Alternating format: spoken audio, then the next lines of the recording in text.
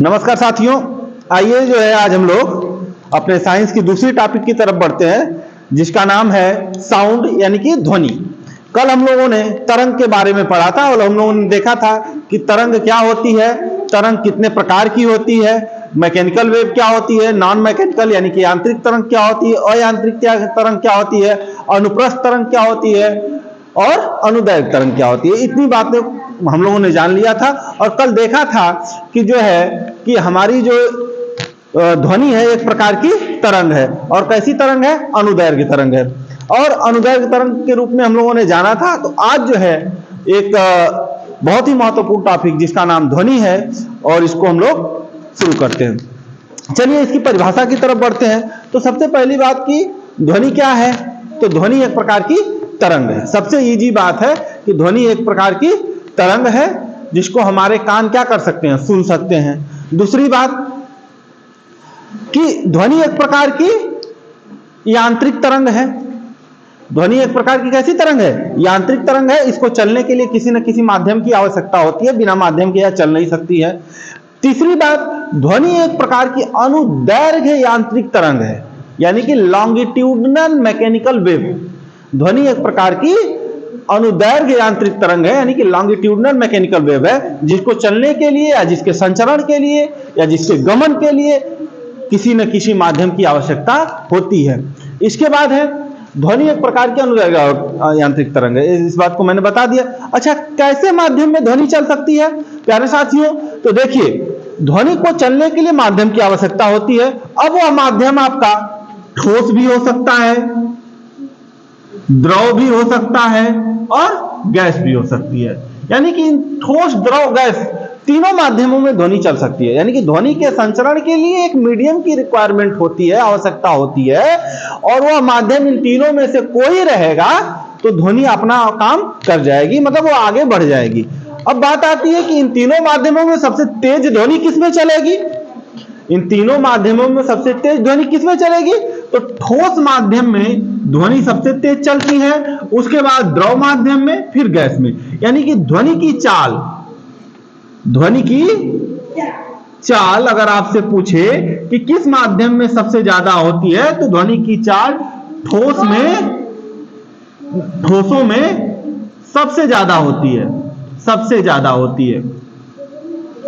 ध्वनि की चाल जो होती है ठोस माध्यमों में सबसे ज्यादा होती है, उसके बाद द्रवों में, फिर गैसों में। ठीक है, इतनी बातें क्लियर हो गई कि ध्वनि की परिभाषा क्या है, ध्वनि के लिए माध्यम कैसे चाहिए, ध्वनि किस माध्यम में चल सकती है, किस माध्यम में ध्वनि की चाल सबसे अधिक होगी।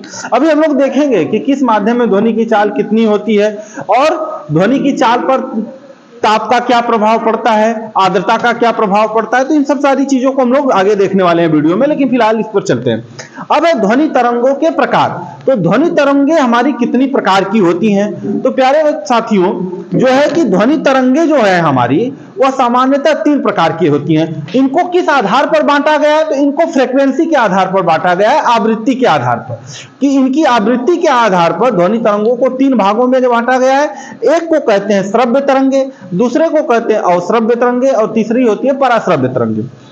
अश्रव्य तरंगे यानी कि इंफ्रासोनिक वेव। इंफ्रासोनिक वेव वे तरंगे होती है जिनको हम मनुष्य या बड़े जानवर नहीं सुन पाते हैं। सुनता कौन है?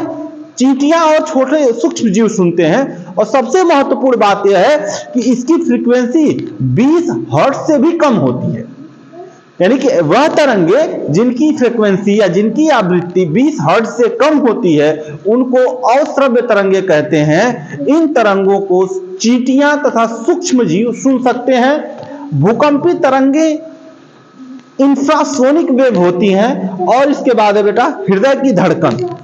हृदय की धड़कन भी इंफ्रासोनिक वेव है, इस इंफ्रासोनिक वेव है। तो इस बात को आपको ध्यान में रखना है। इसके बाद आता है श्रव्य तरंगे। श्रव्य तरंगे यानी जिनको मनुष्य तथा बड़े जानवर आसानी से सुन सकते हैं। और सबसे महत्वपूर्ण बात यह कि इनकी जो आवृत्ति होती है 20 हर्ट्ज से लेकर 20,000 हर्ट्ज के बीच में होती है। यानी कि ऐसी तरंगे जिनकी आवृत्ति 20 हर्ट्ज से लेकर 20,000 हर्ट्ज के बीच होती है, उनको श्रव्य तरंग कहा जाता है। और इन तरंगों को मनुष्य तथा जानवर सुन सकते हैं। अगली बात, कि पराश्रव्य तरंगे क्या होती हैं। तो पराश्रव्य तरंगे वह तरंगे होती हैं जिनकी जो आवृत्ति यानी फ्रीक्वेंसी होती है बच्चों, वह 20,000 हर्ट्ज से अधिक होती है। तो 20,000 हर्ट्ज से अधिक आवृत्ति वाली तरंगों को हम लोग पराश्रव्य तरंगे कहते हैं। पराश्रव्य तरंगों को सबसे पहले खोजने का श्रेय या महसूस करने का श्रेय गाल्टन को जाता है। गाल्टन ने उत्पन्न किया था इन तरंगों को, और इन तरंगों को प्यारे साथियों कुत्ता, बिल्ली, चमगादड़, डॉल्फिन सुन सकते हैं। यही जानवर कुत्ता, बिल्ली, चमगादड़ और डॉल्फिन सुन सकते हैं। और सबसे महत्वपूर्ण बात यह कि चमगादड़ और डॉल्फिन इन तरंगों को उत्पन्न भी करते हैं। जैसे चमगादड़ रात में जब उड़ती है तो उसे दिखाई तो देता नहीं, तो कैसे अपने मार्ग को बदलेगी या कैसे समझेगी कि सामने दीवार है या कोई जानवर है या कोई खतरा है। तो वह क्या करती है, जब वह उड़ती है तो वह पराश्रव्य तरंगे उत्पन्न करती है, और पराश्रव्य तरंगे जैसे ही सामने जाती है उधर से टकराकर किसी माध्यम से अगर लौट आई तो इसको एहसास हो जाता है चमगादड़ को कि सामने कोई खतरा है, डेंजर है या कोई माध्यम है जिससे आगे हम नहीं जा सकते, और वह क्या करती है, अपने मार्ग को तुरंत बदल लेती है। इसी तरह से प्यारे साथियों हम लोगों ने देखा क्या कि डॉल्फिन भी क्या करती है, पराश्रव्य तरंग उत्पन्न भी कर सकती है और सुन भी सकती है। तो इस टॉपिक में हम लोगों ने क्या देखा कि ध्वनि क्या होती है, ध्वनि तरंगे क्या होती हैं, और इन ध्वनि तरंगों को कितने भागों में बांटा गया है, किस आधार पर बांटा गया है। उम्मीद करता हूं इतनी बातें आप समझ गए होंगे। तो इस वीडियो में इतना ही, नेक्स्ट वीडियो में अगली टॉपिक में